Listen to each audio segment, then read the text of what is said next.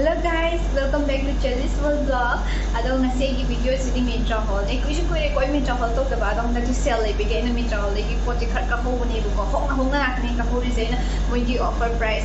moi MRP di offer price a sino ho tan lai hu nga ta ne ado party wears ne western wears outing mo cha pada su or shoot se pe aba dress ko tang ke na hu mo bai ta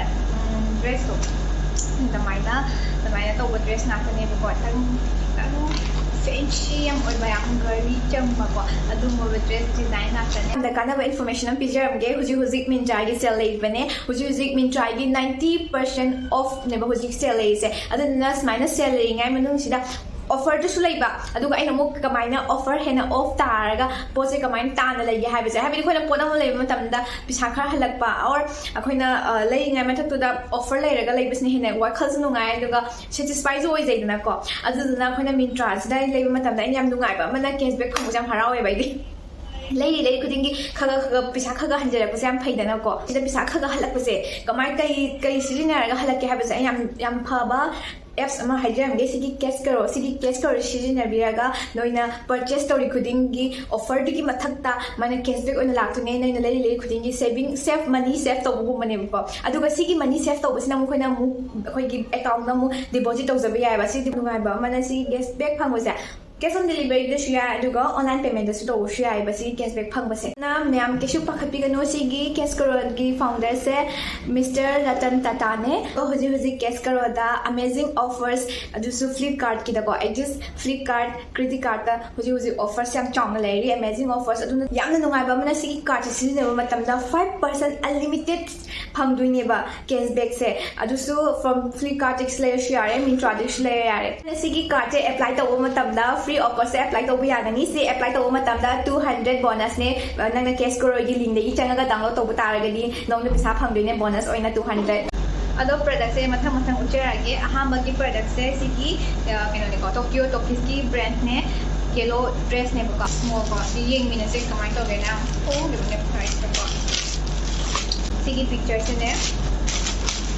kamai I am na Tokyo se dum budget friendly way ko quality dum thai ko I am na Tokyo se gi sum le ko sigi se colors di yang bright oi brighter yang summer dress mai oi tang flory type tang da dura di ai hide ngam de ado ina sigi yellow dress e ina leiba matam da discount plus cash ko regi price ta 312 khatane quality se hare gadi yamna ing lawa quality ne ko mai quality se mo ba de payawe Heji price koi gi sigi west side to adigi da tane ba ma kai yaw ne ba koi gi price dan ki to pinche ko na ba ma ka kan se mane ki shamaga ado si de na try to raga bola sigi free si de I am very sorry machu ga design ga yam se business mane tai ka to ne ba mai di machu si ga design to ni ga se ka ngan thuk tro ni lo li pa kan ka ngan tre ba ni ku chu ngan thuk ko do da ma ai do ka kai ka di asan me gi mu ya mu se le ado dum ni de ka ngan thuk ba gi ta ki to ba hybrid dress se color si ga hare ga di ko ai ja da me ne ba ai fa ka se ni do si hapetan ki se like do as yam tino to smile na koi bai ta smile kaze na ko smile yam kan di alo si yam ko le ba yam smile ko pe li pa ngam moi na I mean even I go the comfortable wo bito mai oi de ko aduna si je hapetan side bu ma da hapetan smile chap sel la go ta yam ko mi to ti ko me size de small na ho wa hi ta si je adu ki cha ta per me as hetan ai ngodi tang ni chaw boy ta ga chi small ki size chap cha ni adu yam phase ga ni dum cham na adu yam na summer picnic guma chapa or outing ko be chap ko gumba adu ta ri pa kan yam na tong thok pa da oi ni wa si ki dress yam phase dum yam ka me ha ro phase kha de ba wa cha da bi ki to we wa ni tang ko ma ko to bi ki ko adu to hapetan ki ya yen si ki chelu de yam na di oi ma le si hai na do ban de ba yam common re ba smile hapetan chi le ga di phase du ne ba to smile na chi le ga di phase du ne ba aduga ko me dana aduna phasatri ma chapsan ge ado mathangi dana sigi very less ko si yam chatna bane smile ga mamang ga smile ga point te koi bese si yam chatna bane ko do yam phasai maning dana chipa wa aduga sigi yam noi ba na like say that stripe ya wa ba ting ko tin nya ba ko mai di ko ba ni ko ke ya dana aduga matai da zipper yaure ena color se yam phajayena dum hegi mada scarf manda jam phajayena ena side tender bane Bellulous woman gorgeous red floral crop top pa side aina leiba matamda 1499 MRP laye when discount leiba matamda 351 adu discount leiba ado casker ro leiba kan na phone tan lei ja aina sigi design se aina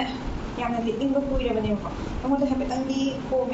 kome habe di swai de tan law wai ta toy ko smile chapchal ga di phaja taw male tangi kom tak ta wai ta toy ko Koma ga phajai mai di shape to smile ta mai chumba kainogi high waist jeans se chigba par ga di na phajai na smile shape hai kai di kogi waist se uraga smile tum dare pasam na diga nam chatne dina ko spuka zia train oi smile tum dare pasam phajai ba ina si je liting ba yam puira bane ado ji ke gi leram na lit lani yam phajai ye mai color se any green khaga ba pa gi su yare aduga ina sigi print ka si print se si red oi na dugi na pink du se chane da na dugi pink se pa ne da ni lab yin ko matam da ani si yaw ba color si ge ni design da khaga ba pa lu phajani adum jeans faded jeans guma pa su phajagan hen khalle da phadiam phajai si ge design yam pam jare su yam phajai ye Ado sigi casker se download tong na bai da makta aina link da description da link hapchar ma bane sigi link se changaga download to biro any app store adagi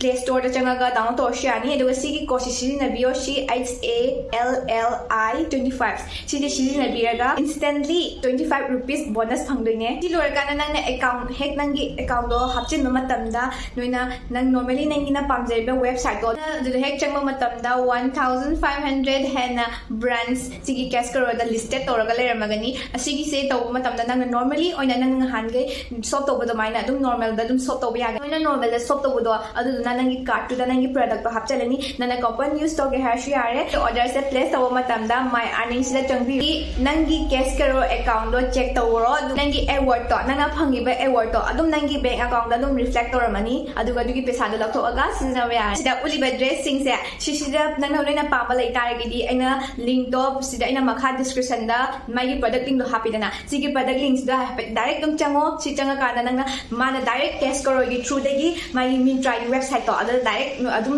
sigi product to adum purchase to ya to ne lai na aduga mathang dana sigi dress shishu very less skin ai khabu khangge very less skin ata oile me na sai digi lady me se ko mai color se ko mai phida ga yam phai original lo na phida se du hinging law da ngam tan ne phida bu tang chok tak tai ko mai size se small ne ko very less women blue one shoulder creep align mini dress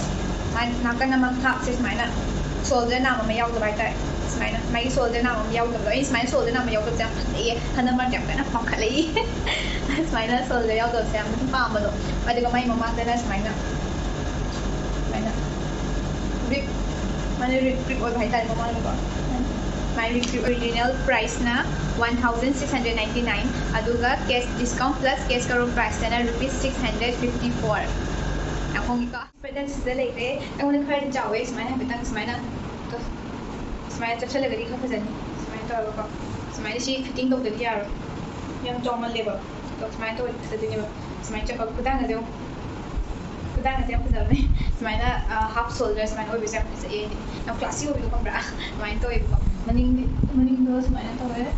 aina phajam phajai ba ngone cha de ba sembadi cha de ba smile la ka da post smile pura udip chona te ba sembadi smile chapcha na da ne phana smile oi galam ne ba design do Jum sida jum mulus oi dana smile ha dang smile ta ta sel level to smile ta sel level si ki shape ta do ne ba smile to dim phajai ba ja ji kan no ya ji si dei ja phang ro ai ya ja phang ro ba idum mi hitang angoni hitang noi ba mi oi ta ji si ki mo si extra small ne ba ko je mong ni chap chaning khale lu ko mi ba mo so du na angoni hitang chap ko ta di ko small ya ni extra small yani ba yam chong na lai ba mai size se ado yam phadi phajai color se dum kan mi ne yam na pak na chum color se la ka pak na na de na ko ado na dum phajai ya ado happy tan fitting kai ka sem ma ga na chagi ai na shu wear to bu shi ar comfortable oil roi ba ko de noina huzik noigi pamjari ba noigi sales lairing ai sida poto le horo aduga cashback chu sigi true dagi changaga cashback chu phangbiro sigi cash karo ac karo si sinaraga aduga sisna last product ne sigi Tokyo Tokiskin and Takisna women stylist black solid dress. Actually, nakan ang solid yaw sabi ba ni? Ado mamang das mana tawag mamang ko bito. Ado maning dana kem yaw de pra plain ko. Maning dana straight or naga. Pero nga bita mana. Padiyam ka zai. Ado may pida siam thai. May pida siam thai do stretchy joy. Ngai ba. Sige अदो सिसे party गुम चपद set बुदी compulsory party की ने इमानबी मैं outing गुम थोपद set पे हागन है खले कोना के मपन सिसे नोरेगा सिगुम सेट पदा केम खंद तारगदी को फजाय खले ब्लैक सो याम क्लासी ओय ब्लैक से MRP price na 799 duga discount price yawarga Cascorogi price na 319 ta adune aduna sigi se aina mu fajabra haidana try tawarga mu kara okay the dress is the lady my mama ni dress ko kadiyam se man tama se ko to aina sida powder tay green okay sida re some like angdi siga se angdi obe ki ta to confused chale ga ina abdi so se karom da oido no ko tina yam na deep obe na te da ma ne da kadri mai ni si design se mai ki price siga ha ra ga di lu ya ina khule ko duga mai ki mading da na mai cool ki makada le ko mai kai si mai na adum party wear mare smile sam ko ga da mai na sam ko ma ga dum outing gum ga cham cham dum thok pa do adu na suli pe dum ya ne gi bot di mai na khale ko mai na sam mai na thado mai na sim mai le ja so ko sam mai na kan smile sam smile ko ma ga